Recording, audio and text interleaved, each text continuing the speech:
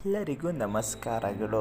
ಜ್ಯೋತಿಷ್ಯದ ಶಾಸ್ತ್ರದ ಪ್ರಕಾರ ಶನಿಯನ್ನು ಕರ್ಮಫಲದಾತ ಅಥವಾ ನ್ಯಾಯಾಧೀಶ ಎಂದು ಕರೆಯಲಾಗುತ್ತದೆ. ಶನಿಯು ಗುರುವಿನ ಮೀನ ರಾಶಿಯಲ್ಲಿ ತನ್ನ ಸಂಚಾರವನ್ನು ಮಾಡುತ್ತಿದ್ದು, ಇದರ ಪ್ರಭಾವ 3 ರಾಶಿಗೆ ಸೇರಿದ ಜನರ ಮೇಲೆ ಬಹಳಷ್ಟು ಹೆಚ್ಚಾಗಿರಲಿದೆ. ಇದರಿಂದಾಗಿ ಈ 3 ರಾಶಿಗೆ ಸೇರಿದ ಜನರು ತಮ್ಮ ಜೀವನದಲ್ಲಿ ಸಾಕಷ್ಟು ಮಹತ್ವಪೂರ್ಣವಾದ ಬದಲಾವಣೆಗಳನ್ನು ಹೊಂದುವರು. ಜ್ಯೋತಿಷ್ಯ ಶಾಸ್ತ್ರದ ಪ್ರಕಾರ 2026 ವರ್ಷದಲ್ಲಿ 3 ರಾಶಿಗೆ ಸೇರಿದ ಜೀವನದ ಮೇಲೆ ಸಾಕಷ್ಟು ಸಕಾರಾತ್ಮಕ ಮತ್ತು ನಕಾರಾತ್ಮಕ ಎರಡೂ ರೀತಿಯ ಪ್ರಭಾವವನ್ನು ಶನಿಯು ಬೀರಲಿದ್ದಾನೆ.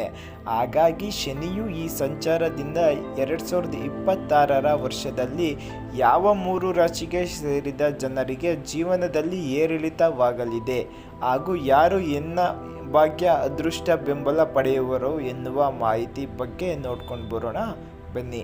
ಮೊದಲನೇದಾಗಿ ಮೇಷರಾಶಿ. ಮೇಷರಾಶಿಗೆ ಸೇರಿದ ಜನರಿಗೆ 2026ರಲ್ಲಿ ಶನಿಯು ಮೀನ ರಾಶಿಯಲ್ಲಿ ಚಲಿಸುವುದರ ಮಿಶ್ರ ಪ್ರಭಾವವು ಬೀರಲಿದೆ. ಈ ಅವಧಿಯಲ್ಲಿ ಕಠಿಣ ಪರಿಶ್ರಮ ಮತ್ತು ಧೈರ್ಯ ಪೂರ್ತಿ ಫಲವನ್ನು ಮೇಷರಾಶಿಗೆ ಸೇರಿದ ಜನರು ಪಡೆಯಲಿದ್ದಾರೆ. ಈ ಅವಧಿಯಲ್ಲಿ ನೀವು ಹಳೆಯ ವಿಚಾರಗಳಿಂದ ಹೆಚ್ಚಿನ ಪಾಠವನ್ನು ಕಲಿಯುವಿರಿ. ಈ ಅವಧಿಯಲ್ಲಿ ಮೇಷರಾಶಿಗೆ ಸೇರಿದ ಜನರು ಸಹನೆಯಿಂದ ಜೀವನವನ್ನು ನಡೆಸುವುದು ಅಗತ್ಯ. ಈ ವರ್ಷ ನೀವು ನಿಮ್ಮ ಪ್ರಯತ್ನಗಳಿಗೆ ತಕ್ಕಂತೆ ಫಲಿತಾಂಶವನ್ನು ಪಡೆಯುವಿರಿ.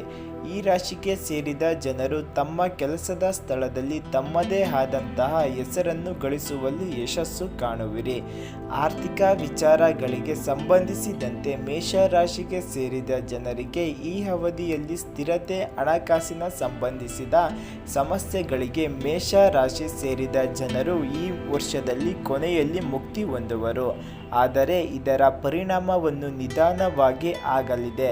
ಈ ಅವಧಿಯಲ್ಲಿ ಮೇಷರಾಶಿಗೆ ಸೇರಿದ ಜನರು ಮಾನಸಿಕ ಶಾಂತಿ ಹೊಂದುವರು. ಈ ವರ್ಷ ಮೇಷರಾಶಿಗೆ ಸೇರಿದ ಜನರು ತಮ್ಮ ಬಗ್ಗೆ ಹೆಚ್ಚಿನ ಗಮನವನ್ನು ನೀಡಬೇಕಾಗುತ್ತದೆ. ಹಾಗೆ ಈ ಸಮಯದಲ್ಲಿ ನೀವು ಬೇರೆಯವರ ವಿಚಾರಗಳಿಗೆ ಗಮನ ನೀಡದೆ ಇರುವುದು ಒಳ್ಳೆಯದು. ಈ ವರ್ಷ ಮೇಷರಾಶಿಗೆ ಸೇರಿದ ಜನರ ಆತ್ಮವಿಶ್ವಾಸವು ನಿಮ್ಮ ದೊಡ್ಡ ಶಕ್ತಿಯಾಗುವುದು ಖಂಡಿತ. ಹಾಗೆ ಈ ಅವಧಿಯಲ್ಲಿ ನಿಮಗೆ ಹಳೆಯ ಚಿಂತೆ ಹಾಗೂ ಕಷ್ಟಗಳಿಂದ ಮುಕ್ತಿಯನ್ನು ಪಡೆಯಲು ಅತ್ಯುತ್ತಮವಾದ ಮಾರ್ಗಗಳು ಗೋಚರಿಸುವುದು. ಈ ವರ್ಷದಲ್ಲಿ ಮೇಷರಾಶಿಗೆ ಸೇರಿದ ಜನರು ಹೊಸ ಜೀವನವನ್ನು ಶುರು ಮಾಡಬಹುದಾಗಿದೆ.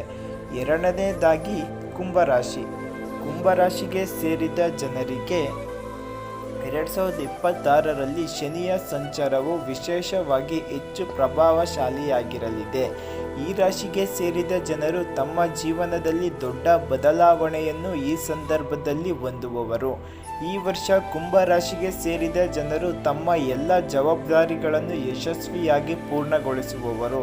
ಆದರೆ ಇವುಗಳ ಮಧ್ಯೆ ಕೆಲವು ಸವಾಲುಗಳನ್ನು ಎದುರಿಸಬೇಕಾಗಿ ಬರಬಹುದು.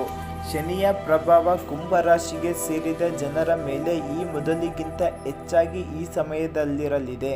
ಹಾಗಾಗಿ ಈ ಅವಧಿಯಲ್ಲಿ ಇನ್ನಷ್ಟು ಬಲಶಾಲಿಗಳಾಗುವಿರಿ.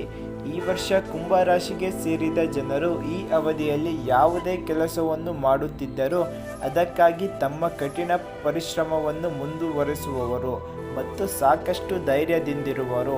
ಈ ವರ್ಷ ಕುಂಭರಾಶಿಗೆ ಸೇರಿದ ಜನರು ತಮ್ಮ ಸಂಬಂಧಗಳು ಇನ್ನಷ್ಟು ಬಲಗೊಳ್ಳುವುದನ್ನು ಕಾಣುವರು ಮತ್ತು ನೀವು ಸತ್ಯವನ್ನು ಎದುರಿಸಬೇಕಾಗಿ ಬರಬಹುದು. ಹಾಗೆ ಕುಂಭರಾಶಿಗೆ ಸೇರಿದ ಜನರು ಈ ಸಮಯದಲ್ಲಿ ಯಾವುದೇ ಪರಿಸ್ಥಿತಿಯಲ್ಲಿ ತಮ್ಮ ಮನಸ್ಸನ್ನು ಶಾಂತವಾಗಿ ಇರಿಸಿಕೊಳ್ಳುವುದು ಅಗತ್ಯ. ಈ ಅವಧಿಯಲ್ಲಿ ಕುಂಭರಾಶಿಗೆ ಸೇರಿದ ಜನರ ಕಷ್ಟ ಹೆಚ್ಚಾಗಬಹುದು.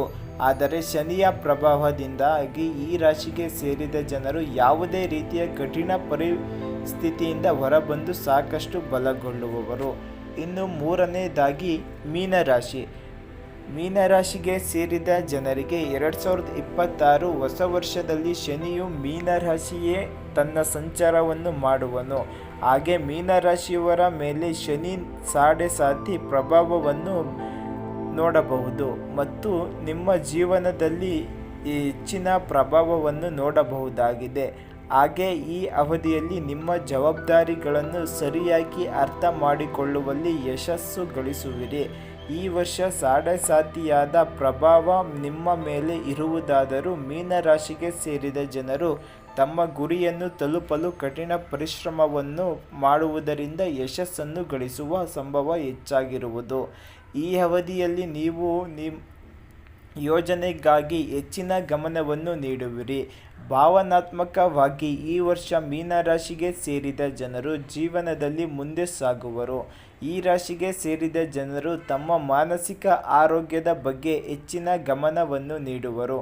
ಈ ವರ್ಷ ಶನಿಯು ಮೀನರಾಶಿಗೆ ಸೇರಿದ ಜನರ ಜೀವನವನ್ನು ಉತ್ತಮವಾಗಿರಿಸಲು ಸಮಯವನ್ನು ಮಾಡುವುದು.